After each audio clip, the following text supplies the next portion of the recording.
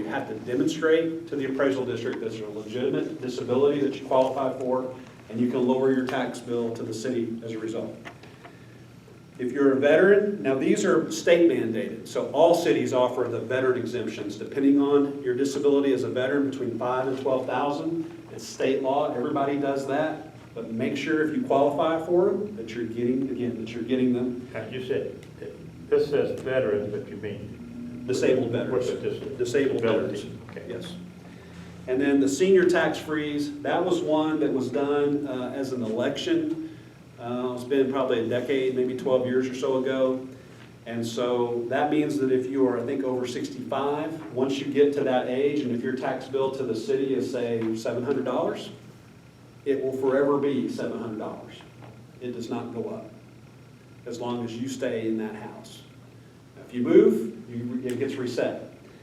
But in that house, your tax bill is set for as long as you're with us, and then you're in that house. So I think those are pretty good deals. Like I said, the veteran one is the only one that's required by state law. The others are local choices or voter choices. And again, not all cities offer, for example, a senior tax freeze. It's not required. It's a local choice. So all good news. More good news I want to leave with you on this page is what I call Arlington accolades. And hey, we like to put our trophies up on the shelf and good things happen. We like to highlight it. And here's a list of places that have recognized us in their magazine or such as far as Arlington doing good things, things you can hopefully be proud of in your city.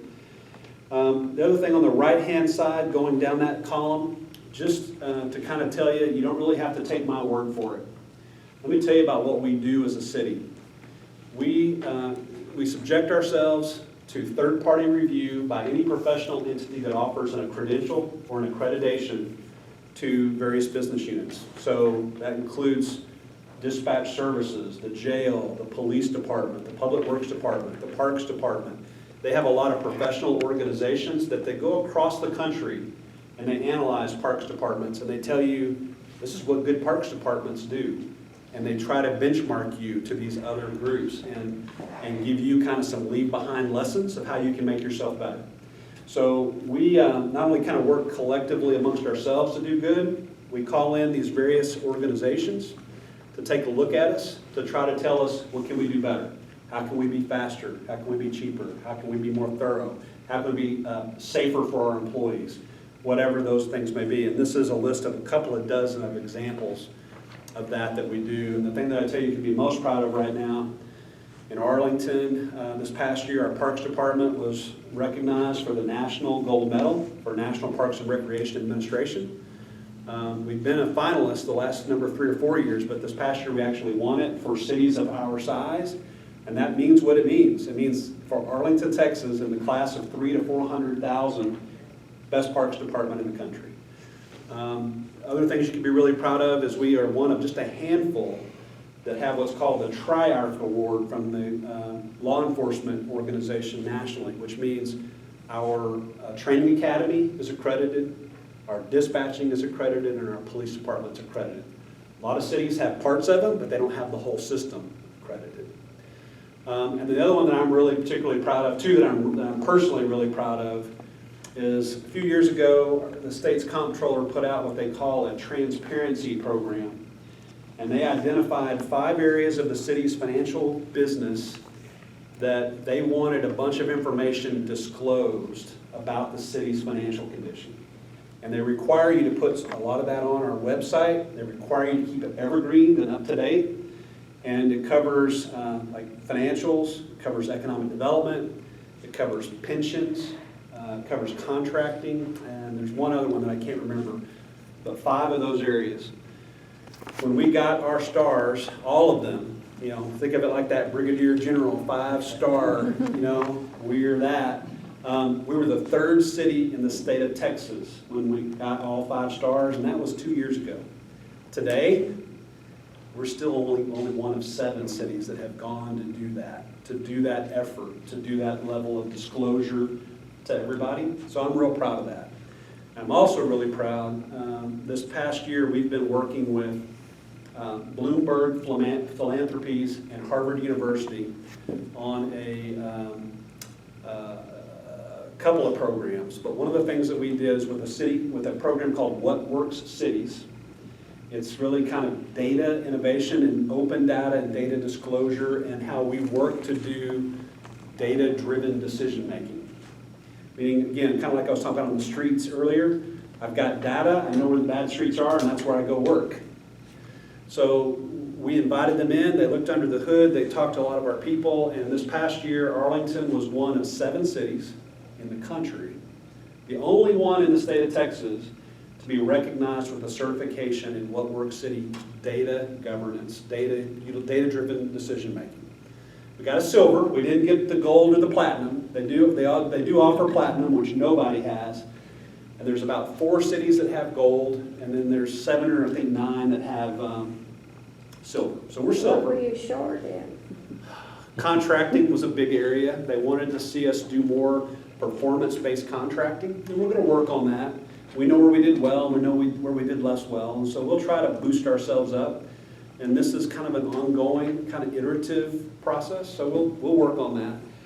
But the fact that we're one of 13 cities recognized by a national organization like Bloomberg, Harvard, and the What Works City program, we're just really proud of that. And it's also showing, hopefully, again, part of that third-party verification. These folks came in, they didn't just say, hey, we like Trey, and so here's your silver ribbon. They looked around, they talked to our staff, they looked at evidence of us using evidence and said, we're satisfied that the culture here does those, and so then there you go. You're doing a good job. We're trying. It's not perfect, it's not beautiful all the time, but a lot of good things happening. So basically, you're making decisions based on data as opposed to lack of data or politics, Right. you know, why are you working on the Mayor's Street instead of, let me tell you why I'm working on the Mayor's Street, let me show you, kind of a thing, data-driven decision making. It's a lot of perspectives, like sometimes it's the kind of the why can't I get help here, or why can't I get help there? There's a little bit the perception of a little more influence than really what exists. We're just trying to be very objective about it. On the back page of this, again, something I'm really proud of is the value that we offer. And so we went through a few of our areas and we identified, for the Parks and Recreation system, what you get. 4,100 acres of parkland, 94 parks, 56 miles of hike and bike, et cetera, et cetera. And on your tax bill, on an average home, that works out for us to fund the Parks Department about $7 a house, okay? And then we compared it to what you might otherwise not think twice about spending as a gym membership to LA Fitness or the Y, and paid 20 to 30 bucks for that. So, is that a good value? I would argue it's a good value. Libraries, 7 libraries, 600,000 items, mobile services, teen adult learning, computers. Your bill for an average home for city taxes is $3 per household, compared to at least a $9 Amazon.Prime membership. But again, you probably think, hey, man, I gotta have an Amazon Prime, gotta have that free shipping, right? Compare and contrast, I think I'm offering great value for the similar type of products through our library system. In public works and transportation, lane miles, buildings, street lights, traffic signals, all of that, we're spending about $14 a household compared to a tank of gas. One tank of gas, 40 bucks. What kind of car is that? Well, it depends on what you do. I mean, all the cars I've got, actually, if I go down to virtually nothing, it's about $40 to fill them up, from a Nissan Altima to, more of a SUV type. So it just depends. It could be a little less, it could be 30, but even if it was 30, I think it's still a pretty good value. Public safety, I've got this combined with police and fire, but your cost for your fire department is $19 a month per average household, compared to a $20 fire extinguisher, or the police department at $41 per household, compared to the monitoring of a home security system at about $30, $35. So I think it's really good value. I try to tell people, and it's not as good of a story as it once was. I used to shop at Best Buy all the time. I loved Best Buy. And I still go a little bit, but as they've shrunk and as the Amazon effect is taken in, you don't go there as often. But Amazon used to or Best Buy would put a lot of things on the shelf, and they would put bundles together. You get this and this and this and this, the price is this. And I would tell people that if I went and put my bundle as a city on the shelf at Best Buy and told you what you were getting for it, would you buy it? I think you would. But when we sit here and we talk about keep my taxes low and kind of a general bureaucratic discussion, it's a harder one. So I'm trying to show you my work, what you're getting for it, and the value that you're getting for it, and hopefully have everybody feel good about it. One other thing I want to highlight to let you know what I'm dealing with, and then I'll just take whatever questions you want, is the state legislature just wrapped up their session. The governor recently completed, I think, all of his bill signings and vetoes that he's doing, and you will see some effects of what happened there in Arlington. I don't have that full understanding of that just yet, but let me tell you some of the ones that I do have an understanding about. First, on the kind of tax relief perspective, they did a couple of things that are going to be very notable. Right now, you have something in all cities that's called the rollback rate, which is at 8%, meaning that if the city grows their tax revenue more than 8%, it's subject to an election of the people. As far as I know, Arlington has never done that. Never been that high. Some other cities have. But they lowered the 8 down to 3.5. And they call it, instead of now the rollback rate, they call it the no new revenue rate, meaning that the goal for them is they don't want you to raise new revenue. Well, as a city manager, I can tell you, and if you run a business or whatever, you have to have increased costs. You have to deal with inflation. You have to deal with wage pressures. You have to deal with the cost for public safety and things like that that are not going down. They are incrementally going up. The question is how we can control and limit that growth going up too fast. So what we'll be dealing with this year is this 3.5% new rollback or no new revenue rate, which in the big scheme of things will be manageable. 4 of the last 5 years, Arlington has been below 3.5%. So we're in a zone that we can manage to. It'll be a little tough, but we'll be able to do it. The big one that hit me that is going to be a challenge, and I kind of get it, and I can argue why they did it, but in the world of technology, you all have seen telephone companies with wires, broadband cable with wires, and then kind of the internet broadband kind of people too. So all these people put their wires in the city's right of way. All that really means is they're using your real estate to make money. What we say is that's fair. You make money, we make money. You're using our real estate, there's a rental fee required for that.